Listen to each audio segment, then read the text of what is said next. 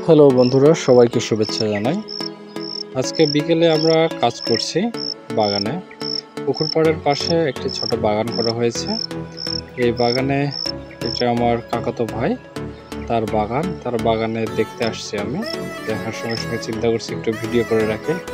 আর বাগানে আমাদের গ্রামের ছোট ছেলেরা আসছে, তারা কলা গাছ নেওয়ার জন্য।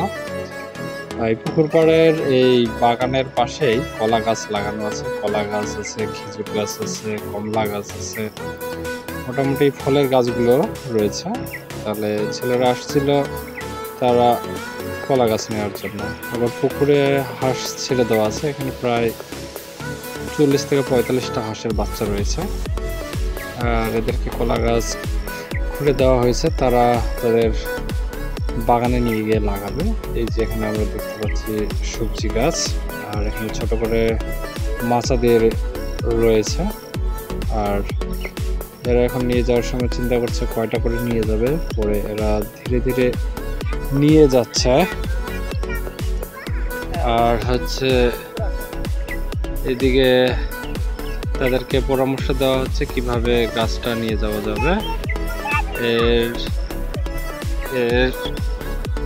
এখানে ছোট ছোট গাছ, সবজি গাছ লাগানো হয়েছে। আর এই পাশে আমরা দেখতেছি যে ধানের জমি রয়েছে। ধানের জমিতে মোটামুটি ধান পেকে গেছে, আর কয়েকদিন পর কৃষকরা ধান তুলবে। আর এই যে এটা হচ্ছে কমলা গাছ। কমলা গাছ হিসেবে লাগানো হয়েছিল। কমলা ছোট হচ্ছে, মানে খুব বড় হচ্ছে না। এটার হয়তো মাটি বা জলবায়ু জনিত সমস্যার কারণে, যে এই উত্তরবঙ্গে হয়তো খুব কম হয় গাছ। আর এটা পুকুরে এমনি মাছ ছেড়ে দেওয়া রয়েছে, রুই, মৃগা, কাতল। সাথে পুকুরে দেখতেছি যে শোল মাছ বাচ্চা দিয়েছে। আর এটা আম মোটামুটি সব বড় হয়ে গেছে। আর কিছুদিন পরে হয়তো গরম পড়া শুরু করলে আম পাকা শুরু করবে। আর কলা গাছ রয়েছে, পাশে জাম গাছ রয়েছে। আর এই যে ধান প্রায় পেকেই গেছে। আর খুব একটা দিন 10 থেকে 15 দিনের মধ্যেই ধানগুলো কেটে কৃষকরা বাড়িতে ফসল তুলবে। এরপর সামনের দিকে আরেকটা ছোট জায়গায় ঢেঁড়স গাছ লাগিয়েছে, এবং ঢেঁড়সের সঙ্গে কলমি শাকের গাছ আমরা দেখতে পাচ্ছি।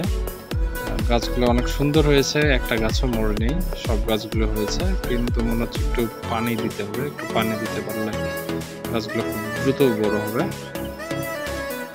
আর পুকুর করে হাঁসগুলোকে বিকাল করে ছেড়ে দেওয়া হয়, যাতে তারা পানিতে খেলাধুলা করতে পারে। এই যে এগুলো হচ্ছে বরবটি গাছ, নতুন করে লাগানো হয়েছে। সকলকে